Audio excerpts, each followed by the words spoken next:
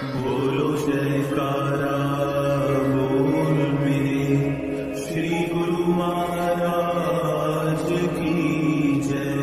श्री सद्गुरुदेव भगवान की जय। जगत के समस्त जीव को जो शोक, भय, वियोग, मोह के दुख से दुखी हो रहे थे, उनका उद्धार करने तथा उन्हें इन दुखों से छुटकारा दिलाने के लिए भवरोग विनाशक श्री सद्गुरुदेव महाराज जी, श्री दूसरी पातशाही जी वैद बनकर शब्द रूपी औषध प्रदान करने लगे। भारत के सीमा प्रांत में जीव इन दुखों से अत्यंत दुखी थे। अतएव सर्वप्रथम यहाँ ही नाम रूपी आनंददायिनी संजीवनी देकर लोगों को मानसिक दुखों से छुटकारा दिलाने लगे। अपनी जन्म जन्मांतरों से बिछड़ी हुई पुरातन पवित्र आत्माओं को जागृति देने के लिए आप अत्यंत साहस से एक पद पर अग्रसर हुए।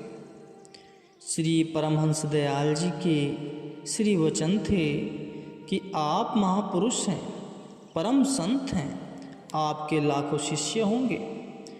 आप 4 कुट धरती को चिताएंगे। इन्हीं श्री वचनों के फलीभूत होने का समय अब मानो निकट आ पहुँचा है। श्री परमहंस दयाल जी की आशीष करके आपके साथ थी। कहा जाता है कि संतों का सहज में ही कहा गया कि वचन अवश्य फलीभूत होता है, और श्री सद्गुरुदेव महाराज जी, श्री दूसरी पातशाही जी पर तो श्री परमहंस दयाल जी की असीम कृपा थी।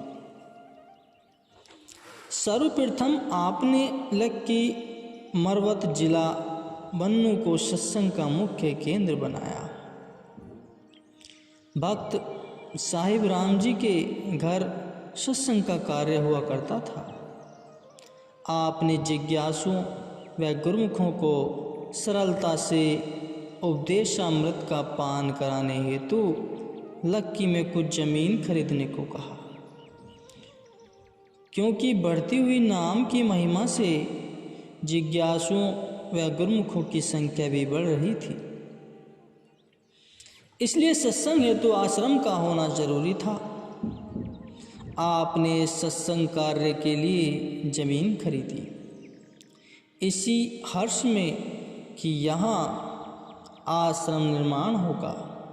भक्तों ने एक भंडारा करवाया, जिसमें बन्नू, डांग, टेरी, टल, कुलाची, नौरंग, कंक्या आदि के प्रेमी श्रद्धालु सम्मिलित हुए। आपने अधिकारी और संस्कारी आत्माओं को उपदेश देना आरंभ किया। भक्त साहिब राम जी आपके अनन्य भक्त थे। वे आपकी सेवा श्रद्धा व प्रेम से करते थे। वे इतने प्रेमी थे कि जब भी श्री दर्शन करते तो मंत्र मुग्ध हो जाते और तन वदन की शुद्धि भूल जाते। उनकी इस दशा से लोग अधिक आकर्षित होते कि इन महापुरुषों में ऐसी शक्ति है जो जीव मस्ती में सब कुछ भूल जाता है। इस प्रकार दूर दूर तक महिमा फैलती गई और दूर दूर से प्रेमी श्री दर्शन के लिए आने लगे। सचमुच ही वे श्री दर्शन कर एक अनूठी मस्ती अनुभव करते थे। कई तो बस एक झलक में ही समाधिस्थ हो जाते। आप अधिकतर नाम की महिमा पर सत्संग उपदेश करते। आप फरमाते कि नाम वह अमृत है, वह औषधि है, जिसके सेवन से काल मायावी जीव से भय खाने लगते। काम, क्रोध, लोभ, मोह, अहंकार आदि शत्रु तथा सबका सरदार मन भी नाम के प्रताप से हार मानकर जीव का गुलाम बन जाता है। हजारों जन्मों के पाप कर्मों को नाम क्षण भर में जलाकर राख कर देता है। चाहे कितने युग में अन्य पुण्य कर्म किए हों, परंतु संत महात्मा द्वारा प्राप्त नाम रूपी मंत्र के बिना ठिकाना नहीं। इस प्रकार आपने नाम अर्थात शब्द की कमाई पर अधिक जोर दिया। अधिकारी तथा संस्कारी आत्माएं परवानों की तरह समाकर मंडराने लगी। प्रचार अधिकाधिक होने लगा। इस बढ़ती हुई महिमा को देखकर कुछ लोगों ने मिथ्या अपवाद फैलाने आरंभ कर दिए। परंतु क्या कभी सूर्य के सामने जुगनू का प्रकाश अपनी सत्ता रख सकता है, या जुगनू अंधेरी रात का उजाला बन सकता है? कदापि नहीं। संत महापुरुष तो सूर्यवत अपना प्रकाश फैलाते हैं। उन्हें किसी की प्रशंसा अथवा निंदा से कोई प्रयोजन नहीं होता। इस प्रकार आप बन्नू को हाट, टेरी को चाले, टांग लक्की, मरावट टल, नौरंग सराय आदि स्थलों पर इस उपदेश धारा को अधिकृत बहाने लगे।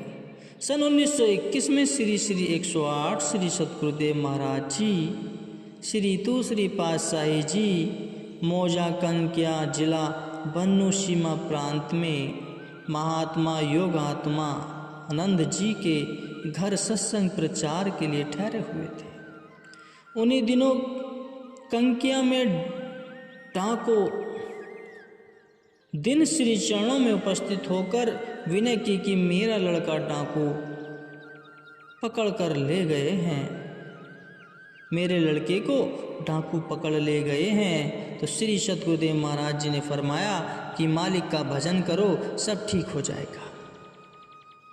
यह सुनकर वह भक्त वहाँ से चला गया।